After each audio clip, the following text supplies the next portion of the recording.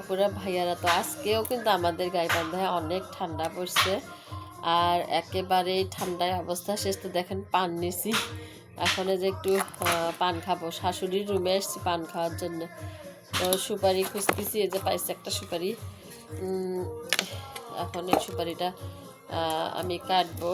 মূলত পান খাওয়ার একটা উদ্দেশ্য হচ্ছে কি, চুন দিয়ে খাবো, গাটা গরম হবে। তো এই জন্যে পান খাচ্ছি। আর অনেক ঠান্ডায় দেখেন আমাদের টিনের সাইড দিয়ে অনেক কুয়াশা মানে আসতেছে আর কি।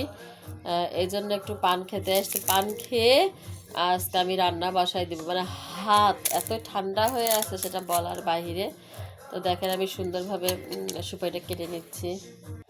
তো সুপারি কাটিয়ে নিছি এক ফাঁক। আর এই দেখেন এটা হচ্ছে একটা মশলা, এটার নাম হচ্ছে জাউন। এটা কিন্তু খুবই একটা উপকারী মশলাই দেখেন। তো যারা হচ্ছে জর্দা খান তারা জর্দা না খেয়ে জাউনটা খাবেন। এটা একদম হজম শক্তি করে এবং অনেক ভালো আর কি। আর খুব সুন্দর একটা সেন্ট হয়। আর নিয়ে নিলাম চুল। তো বন্ধুরা আসেন পান খাই। গা গরম করতে চাইলে আমার মতো একটা করে পান খাবেন, তাহলে গাটা গরম হবে। তো পান খাওয়া শেষ। এই দেখেন কতগুলো থালা বাসন, দেখছেন কতগুলো থালা বাসন। আপনারা এখানে ভিডিওই করি, কোনো কাজ করি না। তাহলে এই কাজগুলা কে করে বন্ধুরা, আপনাদের কাছে আমার প্রশ্ন থাকলো। এরপরে এদিকে নিচে হচ্ছে আপনার পেঁয়াজ, তারপর জিরা, তারপর হচ্ছে গিয়া সরিষার কাঁচামরিচ। এখন এগুলো সব বাজি নেব। তাড়াতাড়ি করে বাটা ঘষা করে নিচ্ছি।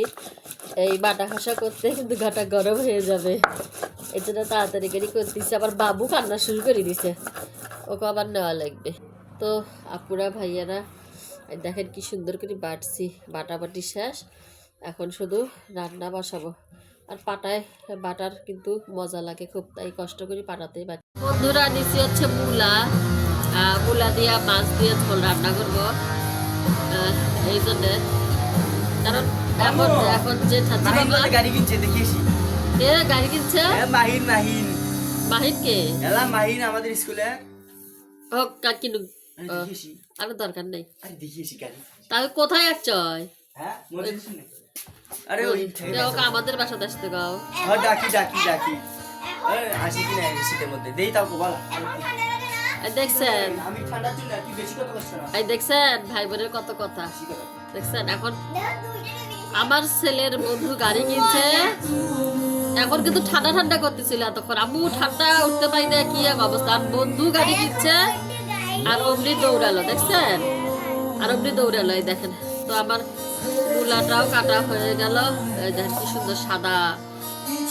যতই ঠান্ডা হোক এই ঠান্ডার মধ্যে কিন্তু মূলা খেতে সেই ভালো লাগে।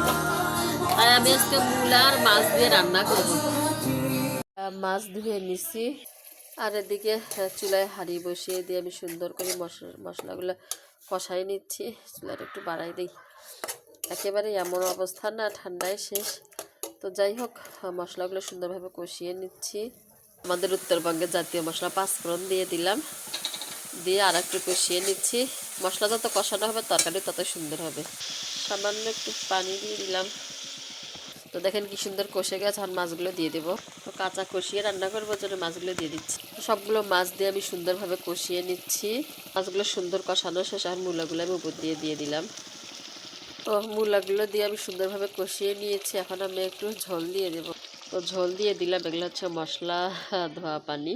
তো যাই হোক ঝোল দিয়ে দিলাম, এখন শুধু একটু জাল করে নামাবো। জাল হওয়ার জন্য ঢাকনা দিয়ে ঢেকে দিলাম। হয়ে গেল আমার মূলো দিয়ে মাছের তরকারি। সবাই ভালো থাকবেন, সুস্থ থাকবেন, আমার জন্য দোয়া করবেন। আজকের মতো এ পর্যন্ত, আল্লাহ হাফেজ।